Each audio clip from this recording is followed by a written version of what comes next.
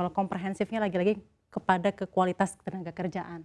Berarti ini kembali lagi kepada kualitas SDM, Pak. Iya. Vokasi dan lain-lainnya. Ada mismatch antara pendidikan dan seperti apa itu akhirnya pendidikan itu diserap dan lain-lain. Pertanyaan pertama ke Pak Tom di segmen ini.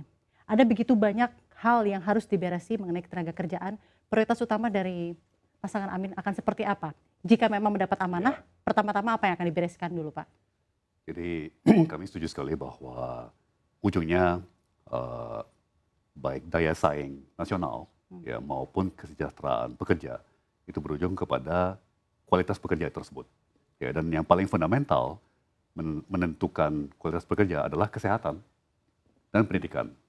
Ya, jadi eh, kami dalam konteks perubahan ya, ingin menggeser fokus daripada pemerintahan dari yang namanya hardware atau perabot atau perangkat keras seperti infrastruktur, ya kan, pabrik, smelter dan lain-lain, ke perangkat lunak atau software, yaitu program-program kesehatan, program-program pendidikan, ya karena ujungnya itu yang akan menentukan yang Pak Bob bilang tadi, apakah pekerja kita hanya bisa mengerjakan pekerjaan-pekerjaan sederhana yang nilai tambahnya rendah dan dengan sendirinya upahnya juga rendah, atau kita bisa mengerjakan pekerjaan-pekerjaan yang lebih kompleks, ya, yang lebih teknis, yang nilai tambahnya lebih besar, lebih tinggi, yaitu tergantung dan tentunya dengan upah yang juga lebih tinggi, itu tergantung kepada kecerdasan, keterampilan pekerja dan juga kesehatan. Ya. Itu yang dilakukan oleh negara-negara yang sukses seperti Jepang, Korea, Thailand, Singapura. Mereka sebenarnya ngurus kesehatan dulu, mereka ngurus pendidikan dulu. Ya, nanti ekonominya dengan sendirinya. That's a long term solution, Pak, kesehatan dan pendidikan. Tapi in the short term solutionnya dari Amin sendiri akan seperti menurut saya kesehatan dan pendidikan itu solusi jangka pendek, jangka menengah, dan jangka panjang. Keseluruhan. Berarti maksud saya kalau kita mengalihkan anggaran, ya, kita menggeser fokus kebijakan kepada kesehatan dan pendidikan, itu dampaknya langsung. Ya, dalam 1 tahun 2 tahun udah akan untuk pendidikan dan kesehatan.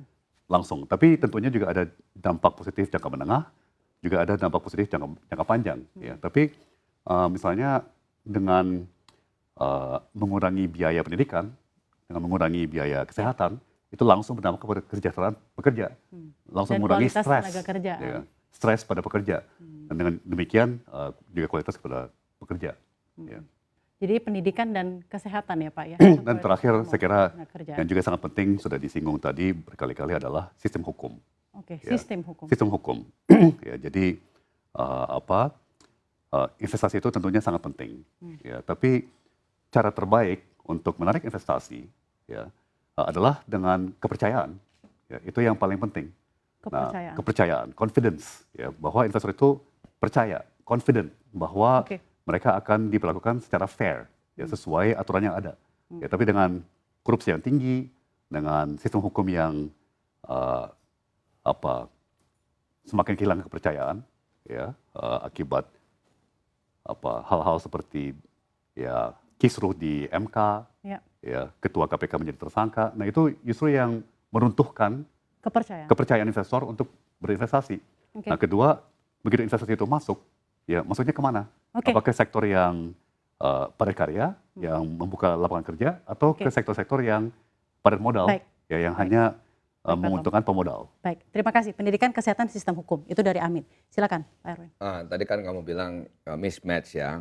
Kita ingin mempercepat upskilling, reskilling, supaya mismatch dari yang mengeluarkan tadi apakah itu SMK, apakah itu kampus, itu supaya kita perbaiki kurikulumnya. Supaya tadi Pak Bob tadi tidak komplain bahwa tidak ada lapangan kerja. Kemudian Pak Bob dan teman-teman Apindo ini membuat perencanaan tenaga kerja yang datang tenaga kerja asing. Akhirnya pabrik-pabrik ini banyak tenaga kerja asing, Bu. Dari Cina. Terus habis itu syaratnya pakai bahasa Mandarin lagi, Bu. Habis itu syaratnya pakai bahasa Inggris. Jadi ini yang kami ingin hilangkan. Keadilannya harus ada. Kita ingin pekerja smelter di sana, ya, di Sulawesi Utara, di Sulawesi Tenggara, Sulawesi Tengah, Maluku Utara, itu harus yang bekerja adalah sarjana teknik dari Indonesia atau dari SMK-nya Indonesia. Kita ingin juga jangan sampai memberikan syarat harus bahasa Mandarin. Itu tidak adil. Jangan sampai tenaga kerja asing yang sama levelnya, gajinya 3 kali lipat dari tenaga kerja Indonesia. Padahal yang mereka datangkan dari China, itu sama levelnya dengan lulusan ITB. Oke. Jadi keadilan itu harus ada. Nah makanya statistik tadi ini tidak sama dengan perasaan masyarakat. Makanya tadi Bu, bagi kami yang penting perut. Ini masalah perut Bu. Jadi prioritasnya apa Pak dari Prabowo dan Gibran? Upskilling, reskilling, kemudian memperbaiki agar supaya kebutuhan yang dari pelaku usaha ini apa, dari pendidikan kita apa. Makanya tadi kita butuh gizi. Makanya perlu makan, perlu protein. Apakah bagi-bagi susu ini adalah memberikan keadilan dan memberikan gizi. Oke. Jangan sampai yang sekolah nggak ada gizi. Kemudian datang lagi tenaga kerja asing Bu.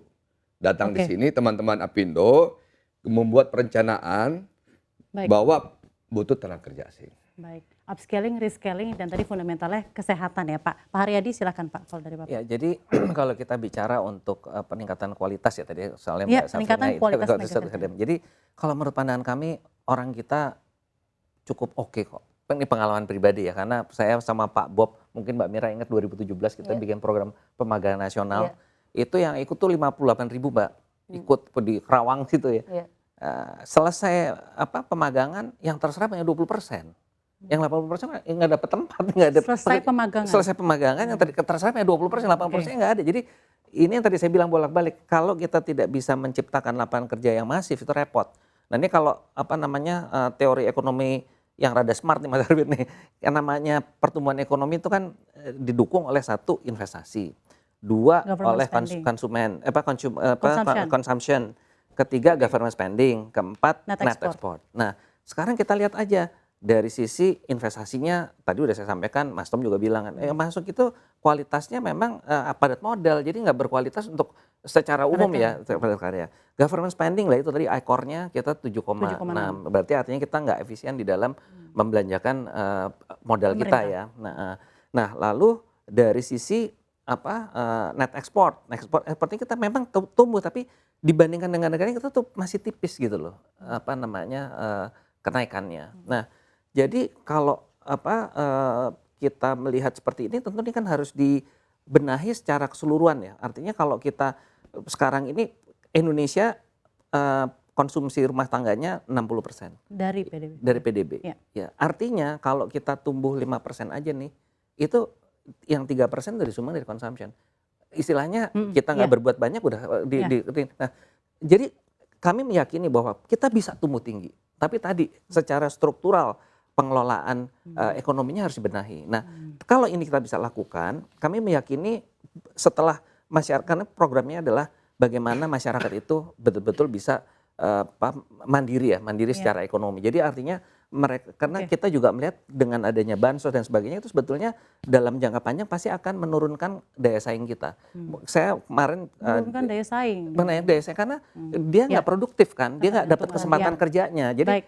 ini yang menurut saya sangat penting ya. Kalau kita lihat, saya selalu contohkan adalah Korea Selatan. Korea Selatan di zamannya Park Chung Hee itu memang dia otoriter, tapi dia bisa membalik masyarakatnya itu menjadi sangat produktif dan kita lihat Korea yang sangat hebat sekarang hari ini. Nah, Indonesia dengan populasi yang seperti ini, bonus demografi yang nggak semua negara punya loh.